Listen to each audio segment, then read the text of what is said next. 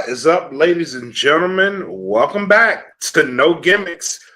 Here on the DFPN, we have a monumental show for a monumental occasion going down tonight.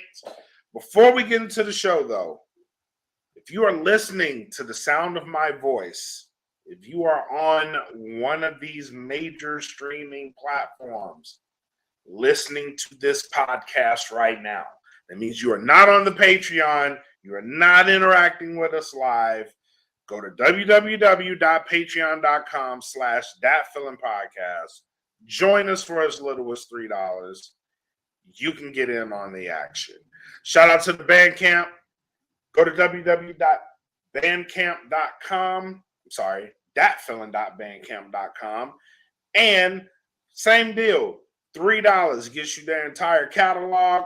We do have merch available at the Teespring. Go to teespring.com or spring.com. Search for That Feeling Podcast. Grab you up some gear. Shout out to everybody that's been purchasing the No Gimmicks gear.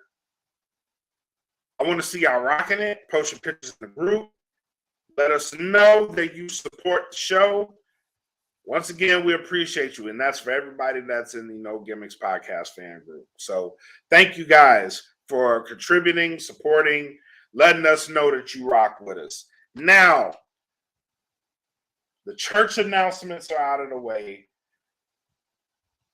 I don't even want to call you Fabulous Frankie D today, even though you are fabulous. We got to come up with a new nickname. Because you were on some fucking Mystic Max shit with these WrestleMania predictions. I felt like watching the show, people in high places were paying attention to No Gimmicks. I felt like they got the recipe. They went to the drawing board and they said, you know what? We like this No Gimmicks people idea. We're going to make this happen. Pretty much happened to the team, man. How we feeling after WrestleMania 39? Do we feel vindicated after WrestleMania 39? Well, brother, as you can clearly see the t-shirt that I'm wearing tonight for the show, you know what I'm saying? We throw our ones in the sky, all right?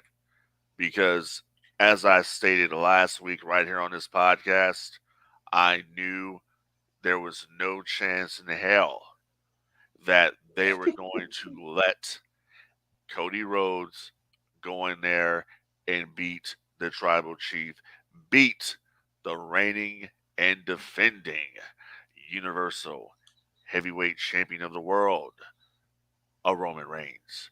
I knew it, and I was scared for a minute the other night, watching WrestleMania, watching that match, all those near falls.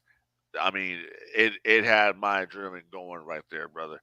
And I tell you right now, I was happy as hell. I sent you a little message on Facebook. I was happy as hell. It was like the second coming of Hogan or some shit. You know what I mean? Like, it was like Hulkamania was running wild again, brother. It was like when Hogan beat Andre at WrestleMania 3. That's the excitement it was, man. I mean, it was like when Warrior beat Hogan at WrestleMania 6. You know what I'm saying? But to some people out there, it's like when WCW messed up with Hogan and Sting at Starrcade 97. Because there's a lot of people out there in the boy, they are pissed. They are pissed off. They are pissed. Angry as hell. And they're going to cut their Peacock subscriptions. They're not going to watch this shit anymore until next week. Let me tell you something. Those tears, worth it to me. Because we called it. We sat here and we called it. How could you not see this coming? Like, they're not going to do this to the Tribal Chief. And they let you know in so many ways. The Yoko documentary, right? covering what that family means to the WWE, comparing him to Hulk Hogan. Let me tell you something.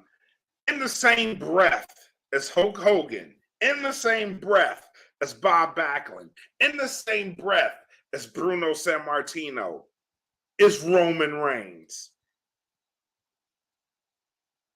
On the grandest stage of them all, you think, and I was telling people this, you think they're going to go for a WrestleMania moment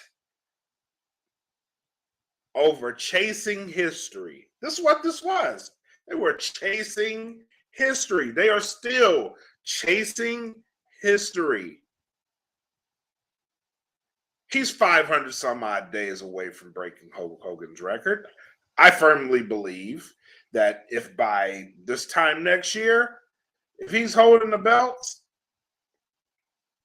we may be having a different discussion. But he himself said, find somebody better than he is. We haven't seen him yet. Roman Reigns is him. Roman Reigns, and I'm predicting this now. This is what's going to go down, in my opinion. So Roman Reigns is going to lose these championships to 3 people. It's either going to be Cody winning the Money in the Bank, cashing it in at some point. It's going to be either Jey Uso breaking out as a singles, cashing in the Money in the Bank at some point, or we're going to let Roman ride this wave all the way until next year, WrestleMania 40 in Philly, when he faces The Rock. I agree with that. Philly has a different feel to it right about now. I like this Rock call in Philly because it was the Royal Rumble in Philly where The Rock came out and basically pushed Roman up to that upper echelon after he won the Royal Rumble. Fans hated it. He's going to go back in there a conquering champion. I like this move. I like it. And I put it like this: and there's been so much talk lately when it comes to the Rocky movies, right? So let's go ahead and talk about it real quick, in public, if you will. If you will. So, Philadelphia, the city of brotherly love. Rocky, you know what I'm saying? The Rock coming in to conquer Clubber Lang, Roman Reigns. Yes. To win the WWE Championship, put this dude on his back. 1, 2, 3, no more tribal chief. The Rock is the true head of the table. I'm predicting that that's where we're going to go with this. People are just so tired of seeing Roman with the belts, but you guys obviously don't understand the history of this business, because this is not an unusual situation to have a guy be that guy, be the champion, and have just a straight up title reign where he's just undefeated, not losing at all, and carrying on from Mania to Mania. Hogan did it. How many times? I like it. I like You it. know what I'm saying? It's called long term storytelling is what it's called. I like it. So I think that's where we're going to go with this. And as Triple H, had to cover the other night, we're still telling that story with the bloodline story.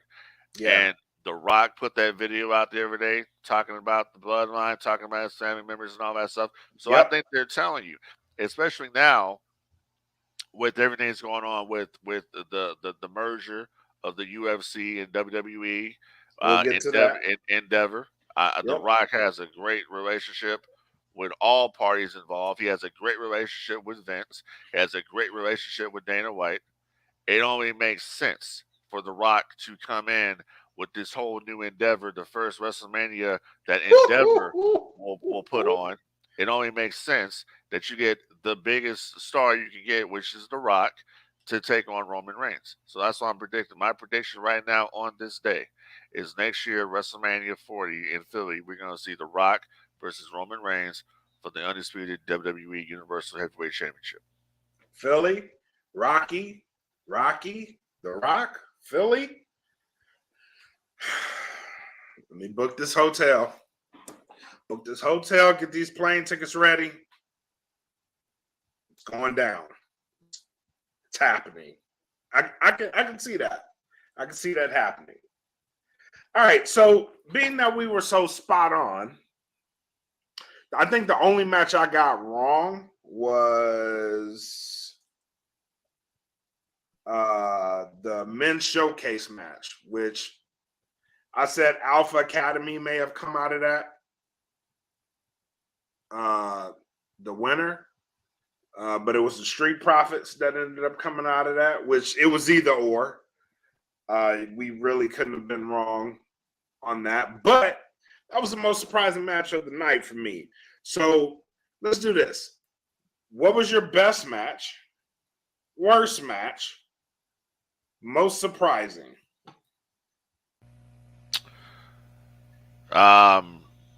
So I think the best match to me. Let's put it in perspective of night one, night two. Okay, let's do night one first. Night one, I went looking at certain things. So I have to say that the Rey Mysterio Dominic Mysterio match. I mean, just to have a situation where you're a father son unit, Yeah, and you get to compete against each other at WrestleMania. Yeah, that made it special. Yeah, it did. Rey Mysterio's entrance will go down as one of the best entrances I've ever seen at WrestleMania. I agree. Who would have thought that one of the biggest highlights of WrestleMania would have been Snoop Dogg? Right? Who would have thought? Right? Who would have thought that night one and two? Yeah, exactly. Especially night two, and we'll get to that. Yeah, we'll get to that.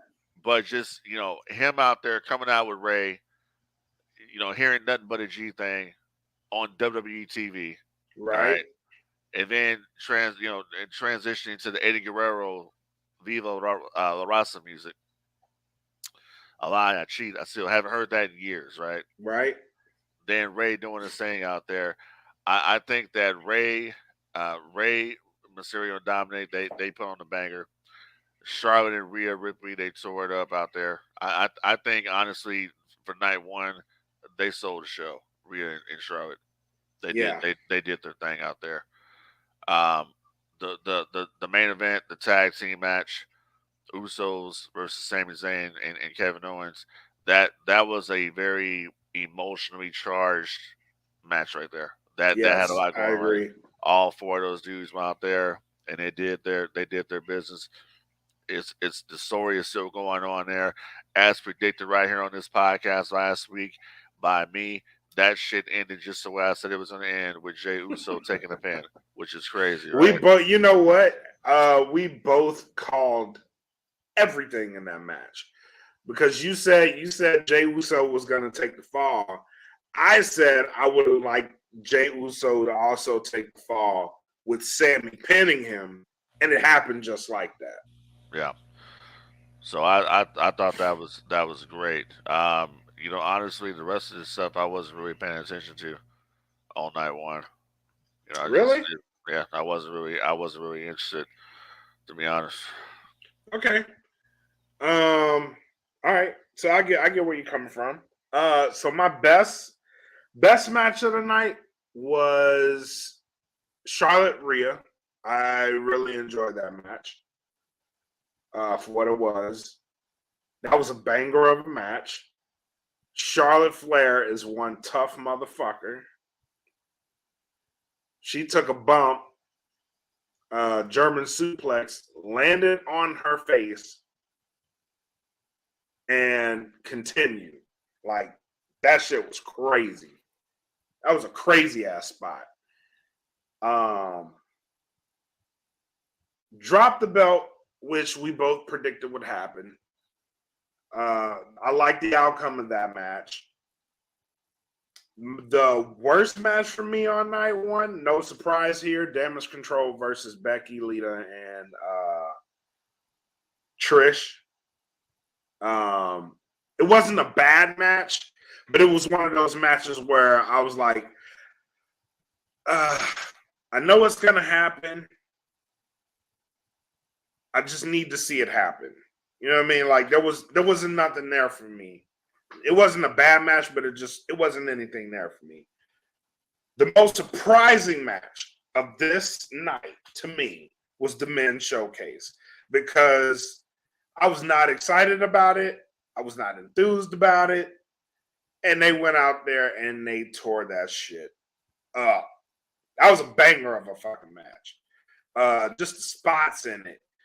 You had Gable, fucking German suplex and Braun Strowman, like hoisting him and dumping him on his shit. I like that. I like that you had who was it? Eric from the Viking Raiders, fucking doing a moonsault off the top rope. Miss Braun goes up to the top, jumps off that shit. The spot with Ricochet, like they did a lot in that match. Braun running around the ring like he normally does, the Braun train, knocking people over until he gets to D'Angelo Dawkins, and then he just fucking smacked the shit out of him. And yeah, that match had a lot of hard hitting in it. I was thoroughly surprised, and I actually loved a lot about that match. The one match that I thought was going to be good, and it was Austin Theory and Cena. And to kick it off, I thought this match would have had more in it. Again, not a bad match. I think the finish kind of threw me off a little bit because it was kind of dirty, but I would have preferred Austin Theory get a clean win. He pinned him clean, but I would have liked to see him get a fully clean win out of it. Otherwise, good passing of the torch. Night one set the bar way too high for night two. Night two didn't have shit for it, bro, other than the main event.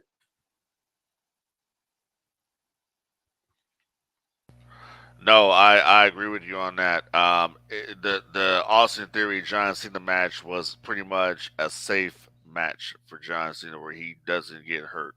You know, he'll go Yeah. out there and do his usual stuff in his usual spots, but his whole goal in that match was to put Austin Theory over. Is what it Yeah. was designed to do. And as soon as Cena did his deal, Cena got the hell out of there. You know what I mean? Yep. Cena's an actor now. He'll come back and do stuff when they need him to come back and do something. If he wants to go and do it, and when somebody needs to be made, he'll come back and do it. But the match was serviceable. It did what it needed to do, and that was to get Austin Theory over, and that's what it did. It accomplished his duty. And I just as a whole, it's just night one. Yeah, night one, like you said, set the tone for what we were going to have at night two. And honestly, dude, like I said, I went into WrestleMania. Some stuff I wanted to see, some stuff I didn't see. I didn't see a lot of this stuff live as it happened because I had to work and all that. So I had to Right. go back and just look at the stuff. But I found myself fast forwarding through a lot of stuff that I just had no interest in. You know what I mean? So I have to say the Hell in a Cell match that was kick ass. I mean, my God, Oh fuck yeah. Finn Yeah. Balor. Finn Balor with that injury, um, that's crazy. And when people want to say, "Oh, wrestling's fake," yeah, well, fake that shit, man. For real. You know what I mean? Like, really, I saw. I mean, just stupidity. I saw somebody, say, I mean, people. Let me say something right quick. Go ahead. People were actually laughing, all right, at Dante Martin getting injured the other night at the ROH I show. know. I know. And I think that's such bullshit when you're that. entitled to where you think it's just okay to laugh at somebody. The dude really fucked his shit up. Yeah, he Like did, and that it's shit is like not funny. that's not funny. That there's No, nothing. they were doing the same shit with Finn. They're like, oh, why the fuck y'all stop the match? Like, why y'all stop the match over a little cut? Yeah, I'm like, dude, I ain't no little cut.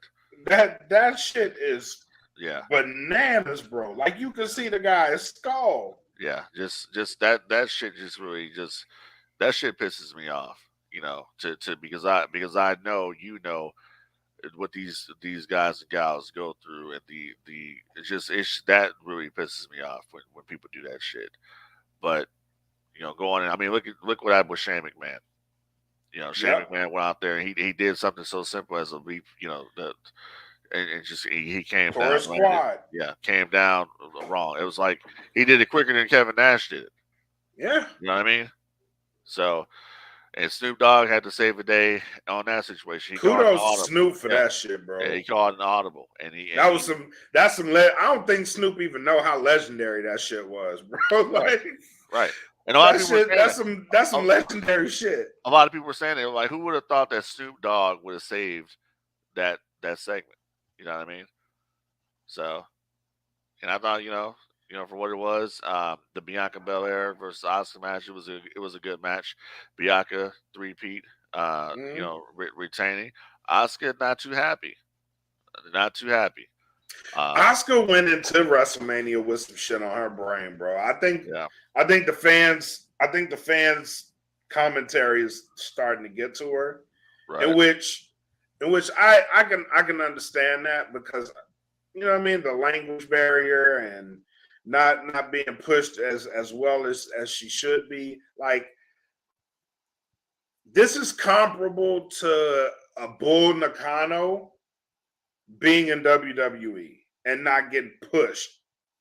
You know what I'm saying? Like she's a star, a Japanese star. Like over there, she's loved and revered, but in WWE, she's really not that hot, not that high. I, I don't see it that way honestly because when Bull Nakano was in the WWF when she was there, they really lacked the real women's division. Well, yeah, that's true too. So That's I true. don't look at it. I look at it more on the line of if they were at WCW and Bischoff had promised Medusa, which he did, they were going to have a women's division, and it didn't add up to anything. And I look at it like that. I So was watching that today. The whole back back and forth between her and Luna Vachon because that's when that whole thing was going on. But yeah, it is like that. You're right. yeah, so It I look is at it like like that. that. So Oscar's not happy. I don't blame her. I mean, Oscar used to be this. Really, she used to be this unstoppable force when she was in NXT, and she went out there, was doing matches with Nia Jax, and I don't know what happened. She just came to the main roster, and I think Vince just doesn't see her as don't see her as that star. Yeah, He that's doesn't true. see what we see, and that's nothing against Bianca. Bianca is the next. She's that one. Oh You know what yeah. I'm saying? Oh She yeah. she hasn't she hasn't flamed. She hasn't burned out. She's over with the crowd. She's probably one of the most athletic females they have on the roster. So the girl's out there doing her thing, and there ain't nothing wrong Yeah. with that. Yeah. That's just what it is. Three WrestleManias, three-peat. You know what I mean? So hey, kudos to her. Yeah. Definitely kudos to her. Now, where do we go with the Cody Rhodes after WrestleMania? First and foremost, uh do you think that Cena losing the way he did taints putting Austin Theory over? Not at all. I don't think so either. No. Especially after watching Raw last night. I don't think I Austin Theory's a Vince guy for all intents and purposes. So I don't see his run getting slowed down. For me personally, I would have liked to see him beat Cena a little cleaner. Granted, it was supposed to happen. What happened was supposed to happen. He beat Cena, whether it was clean or a dirty finish, really doesn't matter. He was gonna go over. He has that victory over John Cena. Yeah, he has a victory over John Cena, and people Yeah. got to remember Austin Theory is a heel. Right, So correct. that's what's going to happen. But no, it doesn't taint him at all. As a matter of fact, it just shows that he's just that type of guy that he'll do something like that. Right. So I just, like I said, Cena went out there and Cena had a safe match. He wasn't going to go out there and have a big 20-minute match like he did with The Rock years ago. He was going to go out there, do his thing, and dip. That's Right. what he did.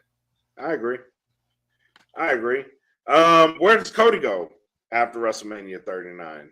I think Granted, Cody goes to Suplex City, bitch.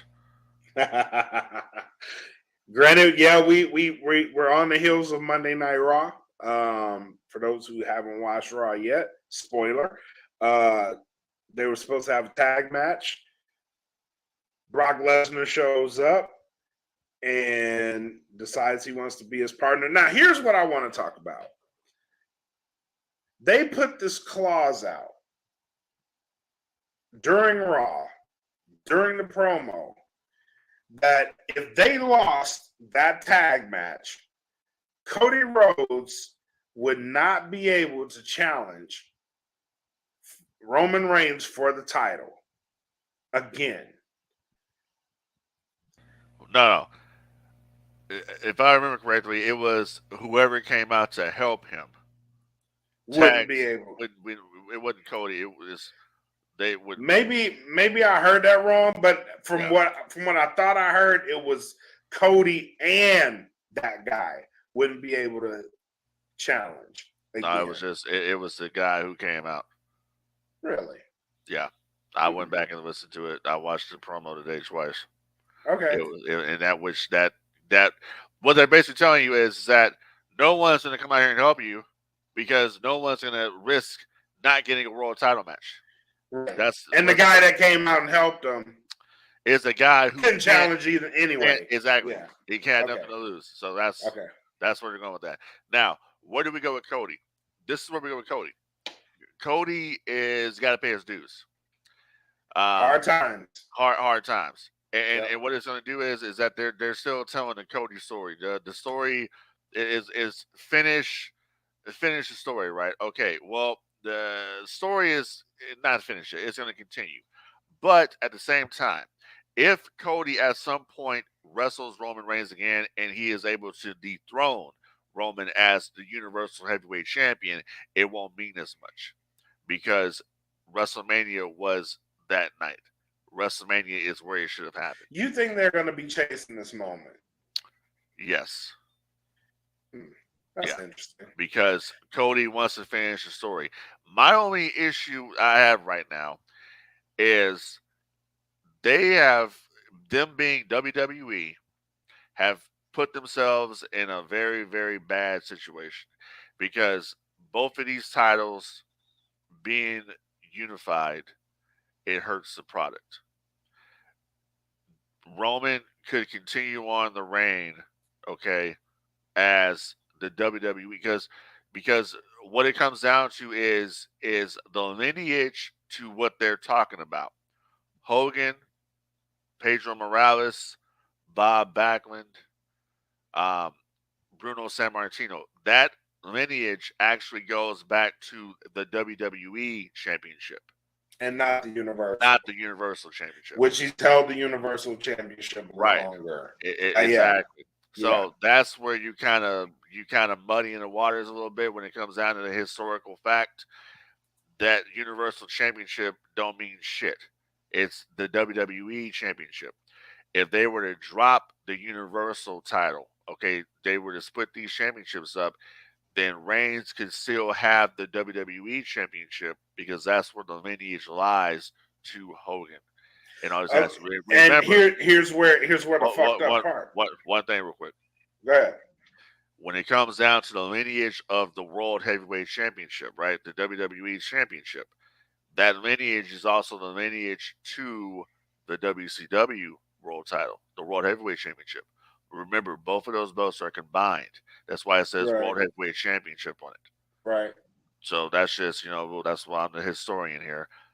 Little fact people don't realize. Both of those belts are combined. Remember, there was two belts at one point. It was the big gold Yes. belt and the WWE title, and they made Yes. one belt and combined them.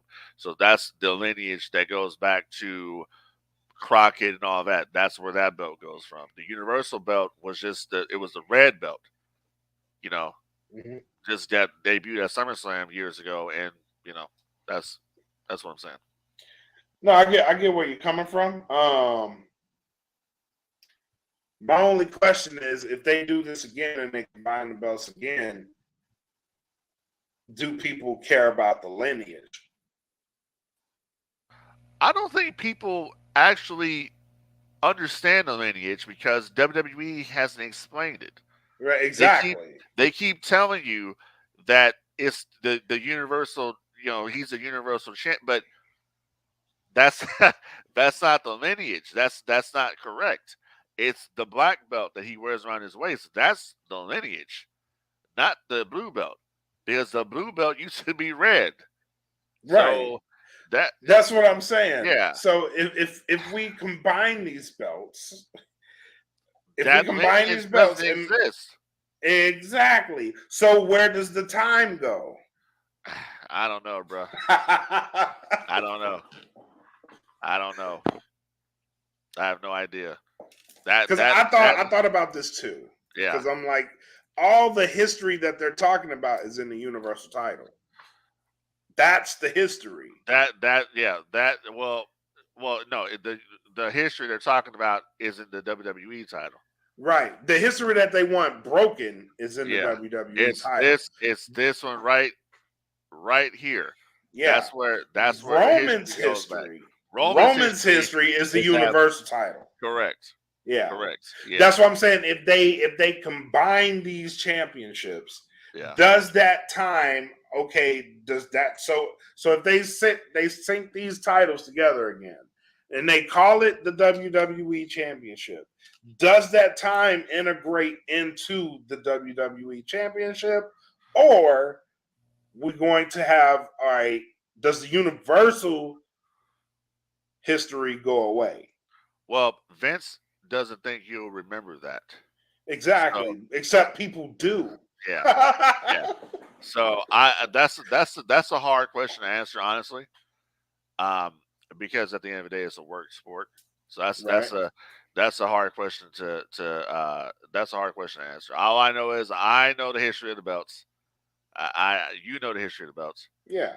The listeners now know the history of the belts. I just told them. So that's just I don't know. It's just that's why it's funny, like because we talk about it like we talk about Romans, you're going to get to 1,000 days of champion. I'm like, but it really doesn't make any sense What are we because counting? what Yeah. are we counting here? Like, yeah, it's like, yeah, I guess. All right. Let's get to the elephant in the room. So UFC, WWE are going to be merging. WWE completed a sale with UFC owner Endeavor. Plans are to, and we talked about this before the show, have Vince as an executive chairman. Nick Khan will retain the status of CEO. Um, Possibly Dana White being CEO, and they'll be able to run their companies. Um, what does this mean for the business as a whole? Actually, let's stop that. What does this mean for WWE before they we get to the industry? they were already unstoppable to begin with, right? Right. They're going to be now untouchable. You, listen, they just put themselves in a whole another different universe. Yeah, they're in the stratosphere right Yeah, now. they're gone. The best thing, honestly, right now, if Tony Khan's listening to this, best thing you can do is work on you, work on your product, and just work on being an alternative to WWE because they're way That gone is now. your best shot. That is They're your best way gone option. now. And Yeah. and right now, if Vince is backing creative, like we all know who he is, Yep. okay, this could actually work out benefiting the momentum to go back to AEW. Because if people are as pissed off as they are right now and they're looking for an alternative, guess what? You still got AEW over there. Guess what? You still got Impact Wrestling out there. Guess what? You still got New Japan out there. So the Yep. tide and momentum is about to shift, I think. Because outside of the bloodline, okay, outside of Cody, WWE doesn't really have anything that people really want to watch. They know this because guess why? They have now taken their YouTube channel, their content, and they specifically put on there Bloodline highlights, Bloodline Cody Rhodes highlights, Cody Rhodes, Brock Lesnar, Roman Reigns highlights. They already know what you want to see. So that's what they're doing.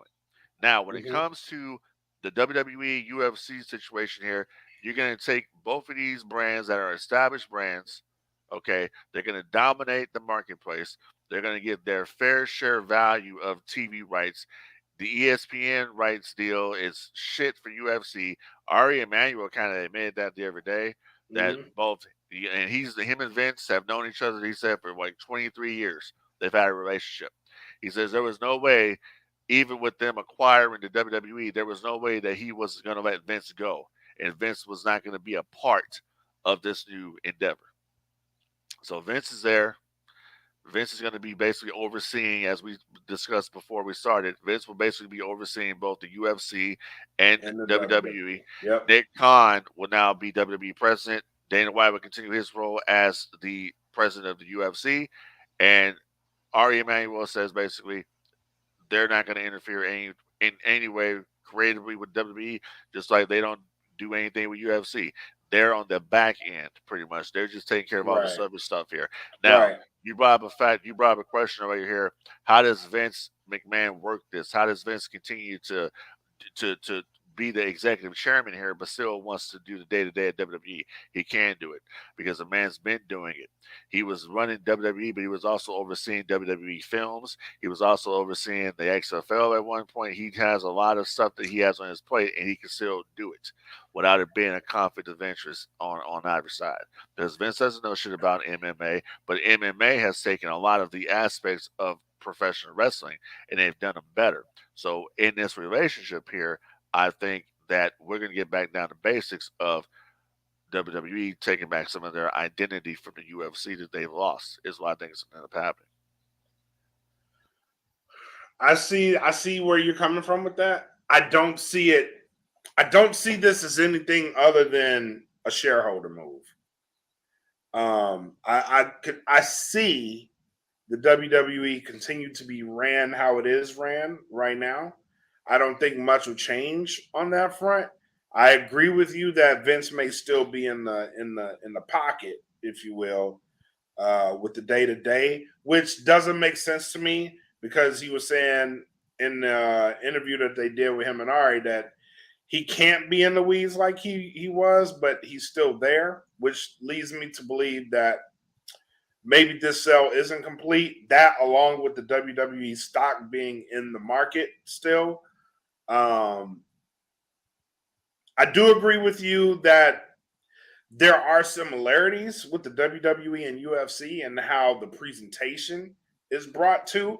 I think it's a very smart move, especially with the TV rights deal.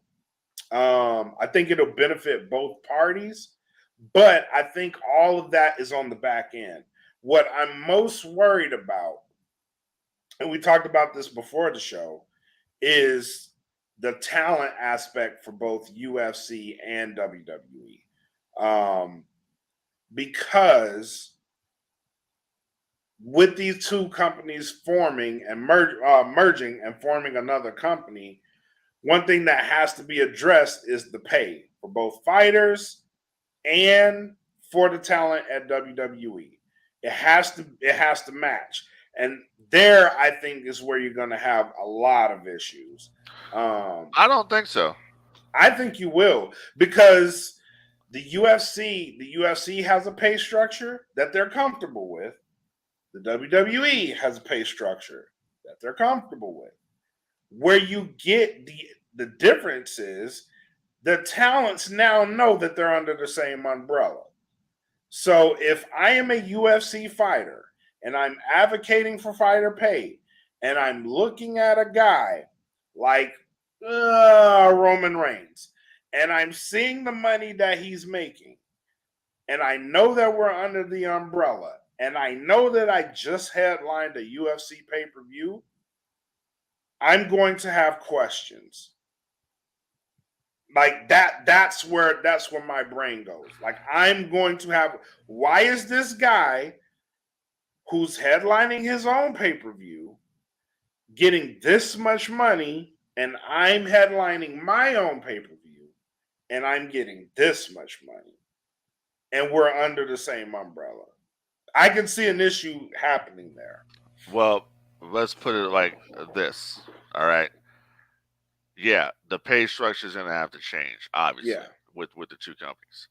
The UFC fighters are going to need more money. They need to be making as much of a downside guarantee as, say, the WWE superstars are making. Right. I that's where. So what is that really like? What, 250 is what that is at the moment? That's what. Yeah. Yeah. So And then there's a lot on both sides. So like if you're a champion in the UFC, you can take home a percentage of a pay-per-view, the pay-per-view points. You can't do that in the WWE from what I know. well, that's so basically. So certain, what you're basically saying is certain talents in the UFC basically got the Hogan deal, because Hogan used to be Pretty able much, yeah. to take that. So okay, so Yeah. that's what I mean right there. I think they will be able to change a lot of these things here, because that's the pay structure here. Dana White Dana White doesn't really have a say so. He's the president. We don't have a say so. He's Right. very he was a minority owner. Well, how much of that changes under this new deal though? That's He's still the president. That's what it is, dude. He's the president. He's the president of the company, just like Nick Khan is now the president of WWE. yeah, but okay, so if both of these companies become one, Okay, Vince McMahon is over the whole thing. correct. Well, Vince and Ari, but go ahead. Vince and Ari. Well, Ari, then Vince, Right. and then Nick Khan, maybe Dana White, right? That's There'll where be a board of directors, but go ahead. yeah, that's what I'm saying. That's where if I'm knowing this as both a talent in the WWE and a fighter in the UFC, like I'm going to have questions. Yeah, yeah, and I'm pretty sure all those questions will be answered. As Yeah. far as what they're going to do as far as pay rate, I think for the interim though, it's going to be a very exciting time, especially when it comes Oh to yeah. 2026, when the network Peacock deal expires for the network, and there's already talk right now UFC and WWE merging together to form one streaming service, Yeah. which basically means that if they can have a streaming service where they have WWE, pay-per-views, and UFC pay-per-views, or they might change the UFC pay-per-view term to premium live events now. You never know, but if they do this, they're all getting paid the same. It's the same thing, because they're going to be on the same streaming service, which WWE, like we were talking about, WWE Network already exists outside of Peacock. Yeah. All you got to do is bring the UFC content over there, because what it's going to do is it's going to bring a bunch of new eyeballs to the UFC product, and it's going to bring a bunch of eyeballs to the WWE product. Conor McGregor already put out a tweet. Like, McGregor's in on it. You know what I mean? Yeah. So there's a lot of people that are excited about it. There's a lot of people that don't understand it. There's a lot of people that are like, well, how can us combat sports, fans mix in with this fake wrestling shit? You're not that different. News flash. You're sports entertainment too. Okay? Yeah. You're sports entertainment. You're not that different. I'm You're both. not. Yeah. I watch you ain't, UFC and I watch WWE. There right. really is other than the combat, same shit. They It's the promoted the same. same presentation. They promoted the same They stole entrances. everything from Yep. wrestling because if And you look at Dana admit that. you look at classic UFC back in the day, and let's mind you, and I want to make this clear right now to all the UFC fans out there. Back in the day, in this country, the UFC was not looked upon very fondly by people. Okay, in the This is 90s, true. the It's like WWE what you see with the slap league right now. the WWF is one of the ones that actually helped them when they were trying to do pay per view and all that. WWF brought them to the forefront. All right. So when people want to sit Mhm. up there and want to make these comments, sly comments about wrestling helped the UFC in its early days. And that's clear. You can go on the WWE Network right now and watch episodes of Monday Night Raw where they're promoting the UFC pay per views, Yeah. just like what they did with ECW, because the cable promoters didn't want to work with ECW because they said that's the real shit over there. They didn't want to do it, so Yeah, people need to no. understand that need that. But going real quick, going back to the thing here, from what I read from PW Insider is that Vince was there. Vince was changing stuff. Vince had an office over there. It'll be telling if Vince shows up Friday for SmackDown. But what it comes down to is Triple H is still running creative, but Vince has final say. That's where it comes down Yeah. to now. Yeah. That's where On it's the going to high be. end, which he Exactly. alluded to that That's on the exactly high right. end. So Yeah. Vince can be at that show. Vince can be there. He can be at Raw. Vince can sit in Gorilla. Vince can sit in the office. Whatever he wants to do. That's his shit. He can do whatever he wants. But at the end of the day, guess what? Vince is still the man. Vince worked out. Vince McMahon with mustache and all. Vince McMahon is like got to be the smartest dude because he's put himself in a situation where he's untouchable. He's running 2 leagues. He's helping run 2 leagues here. He's the Bro, like executive chairman. Like this guy, everybody put Vince out for the count. Like it was done. No, but this was never gonna happen. There was doubt that people say, "Oh, Vince will never sell." Well, he did. He came back and did, and he put himself in a position where he's running both these companies now. That's the crazy part about it. yes, it's wild, bro. Every time you think Vince is fucking down and out, he does some crazy shit, bro. He was Like, not. He was down and out in the '90s too with WCW, where to the point exactly. where they Then he couldn't bought afford him. water. They couldn't even afford the water cooler to put water in the water cooler machines. That's how bad it was. He Then, bought him, and yeah, goddamn, he and bought him then, because of AOL, but but yeah, but still, like you think he's down and out, and he fucking comes back and just does shit, bro. And then like with this whole, I thought Vince was gone from WWE for good. This motherfucker was like, nope. Watch this shit. How was Vince gone for good when Vince was the majority shareholder in the But company? that's true. That's true. Like, That's true.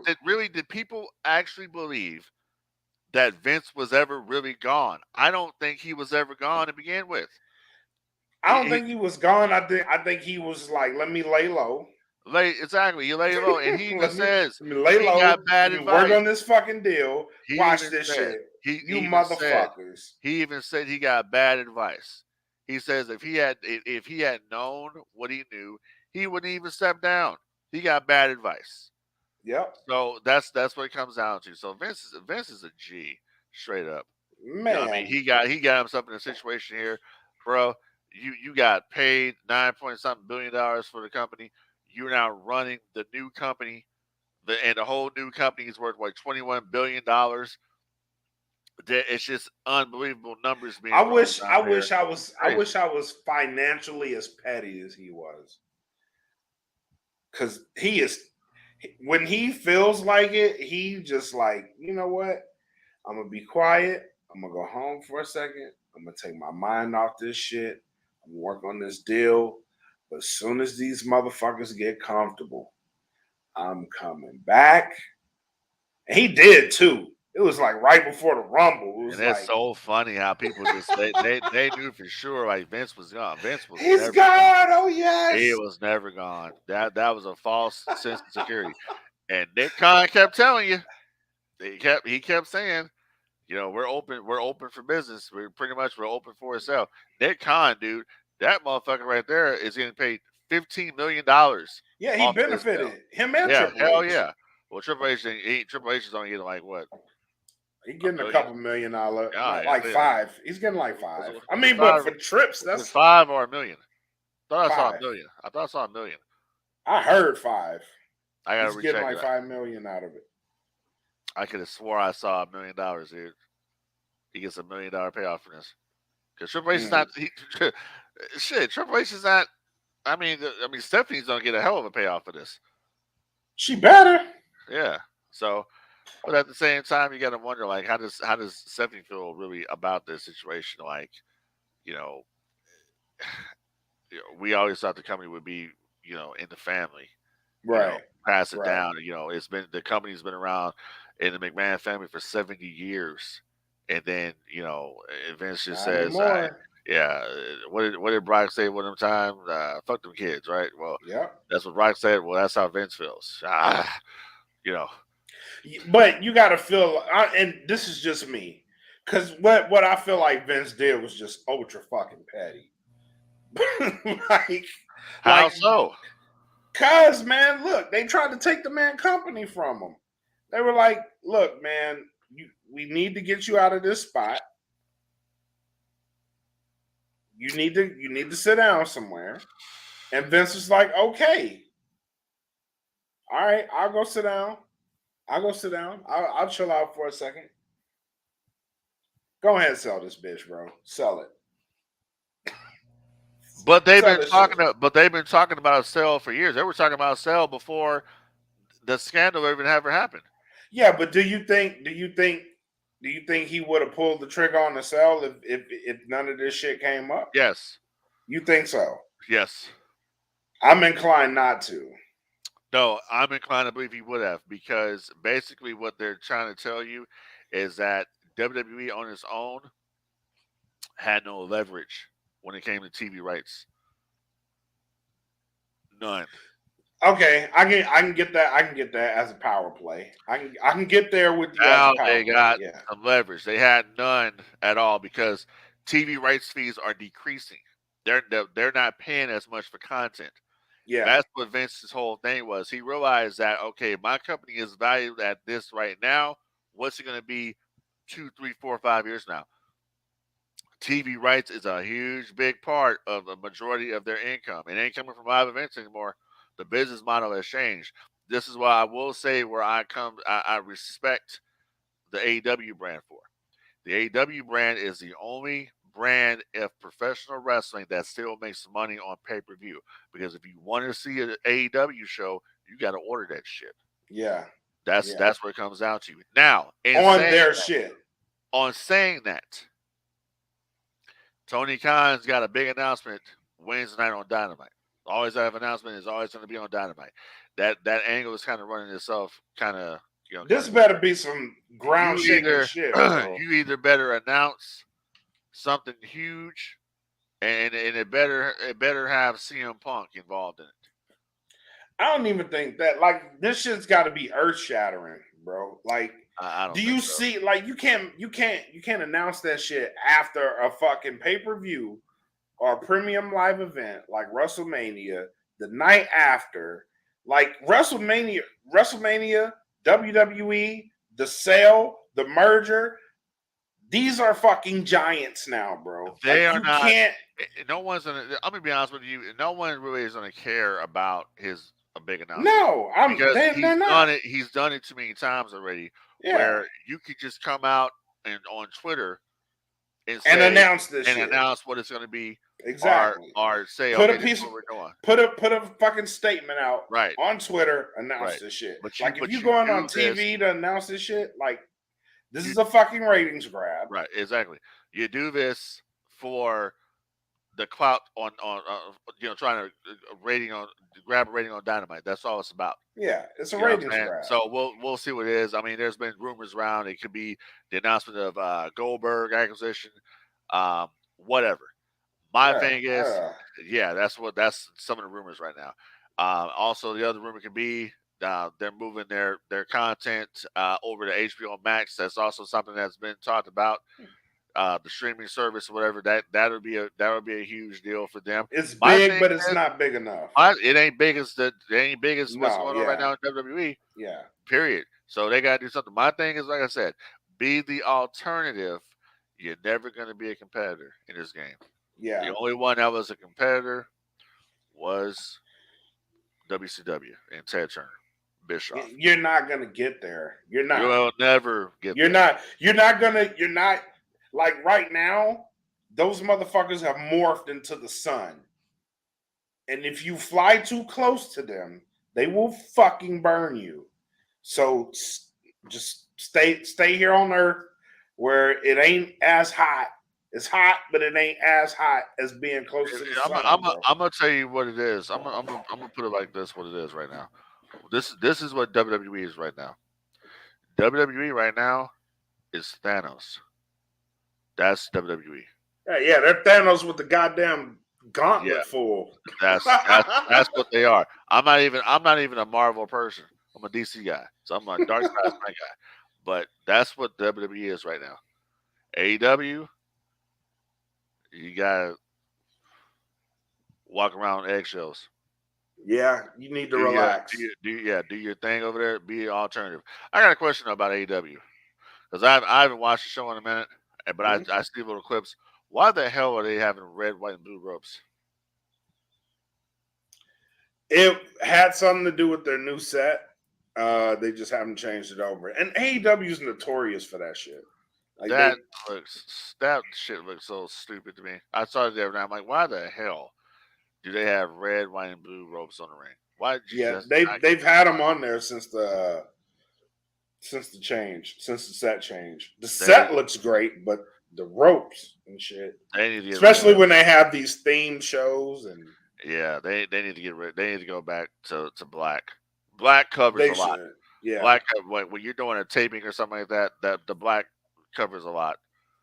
It's just I don't know. It's just little details, little things like that. Yeah, if you want, but Tony Khan, if Tony Khan's out there, Tony Khan's listening. Hey, listen, if you really want to beat the WWE, right? If you really want to be competition to the WWE, I can tell you right now, you hire Frank D. All right, hire Frank D for creative, and I'll take you out there, man. We'll smash him. We'll smash him. I mean, you seen what happened with the WrestleMania predictions? I'm just saying, listen to episode 37. That's all I'm saying. We basically wrote the show. So exactly. Okay. You want to have the No Gimmicks crew come over there and work with y'all creatively, and let's help build the situation. I mean, you can have the Black Mac over here. He can be producing Ring of Honor. You leave the Dynamite or Rampage. I guarantee you the ratings will go up. I'll take Ring of Honor. I'll take it. I like working with the unknowns, so you know what I mean. I can prep them for the big time. He could take them when they're big time. Package deal. There it is. Signed, seal. Exactly. We'll take the Ring of Honor brand and we'll make it just what it was. We'll take the Ring of Honor brand and we'll turn it into NXT 2016. So we'll do with it. The best year. Exactly. That's what you'll do. But here's a good question when it comes to AEW. Why didn't Adam Cole's return match draw? Was the lowest rated part of Dynamite. And I think it's because of Daniel Garcia. I would venture to say you're right, because no one knows who he is. Yeah, and it's crazy because this dude has had so much TV time in AEW. Like they push him to the moon. He's not a bad wrestler. He's not. There's nothing wrong with him.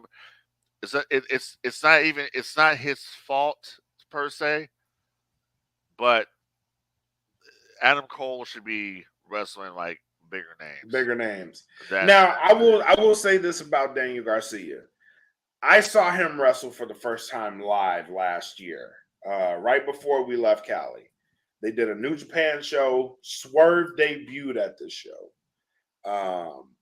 And that guy is probably in my top 10 of most technical wrestlers I've ever seen. He can go. His technicality is there. His timing is there.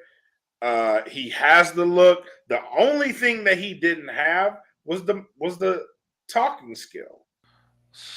So let me ask you this question: do you think the previous angle that he did with Bryan Danielson when he turned back with Jericho Appreciation Society, Missed opportunity. it hurt him? Yeah, missed Yeah. opportunity. Just like with I think fucking Wardlow. if he goes in a direction to with Daniel Bryan and joins the BCC, he's over. He's over. You can't tell him nothing. And even if they all decided to go heel, like right now, he's the perfect guy.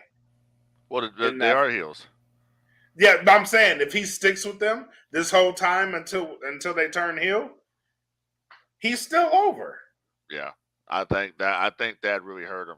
Yeah, it did. That hurt him big time. That's not what, because he was over at that point. People were digging him, and now he just went back to being one of Jericho's lackeys. Yep. So, I don't think the JAS ever really got over. When you look at cool stables in the business, you look at the bloodline, and you look at like what did AEW have that was kind of close to the bloodline, but really not. But at the same time, they were kind of cool. It was probably Blackpool Combat Club. That was like the closest thing you had because it wasn't JAS. Nobody wanted to be in a JAS. No, it wasn't. Now, Inner Circle, on the other hand, that was a different story. Over. JAS never really been over. Yeah. So I agree with that. Yeah. I agree with that. All right, man. Final thoughts. What you got? I don't know, man. It's just it's a very interesting time right now in the business. I'm not sure exactly where we're going to go as far as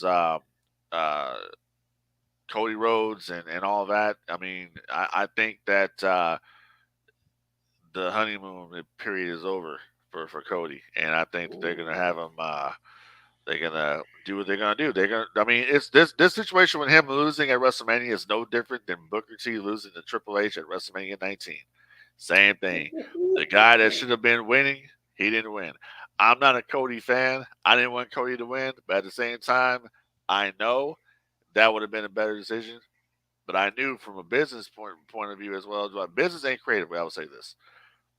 I know that Cody should have won, but at the same time, the investment that they've made in Roman outweighs Cody finishing the story. I totally agree. That's where we're at here. But unfortunately, with that sentiment, we on this podcast, which nobody ever does on any other podcast out there, we broke it down, the lineage of the championships. So I think that'll give the listener another perspective here. Wait a minute, what are you talking about? Yep. So other than that, I got nothing, and that's All right. Make sure y'all stay tapped in. I do got one more thing. All right, go ahead. Demolition is better than Road Warriors. I'm not even touching that. I'm not touching that one. I'm not. It's too late in the show. I'm sure you're not. It's too late in the show. Okay. I'm gonna knock these final thoughts out of the way. You go ahead. Make sure you guys stay locked in. We have episode 100 of the Smoke Pit coming this Friday for this show. And this show only. We will leave the confines of Patreon to celebrate live on Facebook So come hang out with us. It's episode 100, monumental occasion. We want to be amongst the people. Make sure you tap in. Also, very special shout out to the No Gimmicks podcast fan group. Everybody that came through and hung out with us on WrestleMania night 2 to watch the WrestleMania with us. That was a very good time. Shout out to everybody who came through for that. We are going to. I put up a poll and I said I was going to put it up until September. But I think at this point it's kind of a foregone conclusion. That WrestleMania watch along that we did was inspirational. Just the conversation that we had in that group, and the laughter and enjoyment of WrestleMania that we all had. I think that inspired me enough to say I'm going to work towards Philly and try to find something viable for us to all meet at, go watch WrestleMania, plan something. I really want to grow this podcast to the point where we can go out and we can do these things. We can go be amongst the people. We can go host an event here in Philly. So this is my goal for the next 363 days, because we're gonna do this. So let's work towards Philly. Make the No Gimmicks event in Philly something special. That's my aim. Those are my final thoughts. You got anything else? Yeah, of course. Help control the pet population. Have your pets spayed or neutered. All right. And let's not get a little puppy and say, oh my God, look at him. He's so cute. And then want to rehome him because you can't handle him.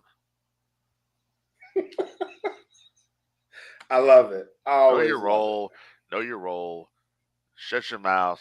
Take all your booze and stick them up your maple syrup sucking candy asses. That was a rock, 2003. it. All right, man. For us here at No Gimmicks, for DFPN, thank you guys for tuning in. We'll see y'all next time. Until then, enjoy the fucking wrestling. And Demolition's a ripoff.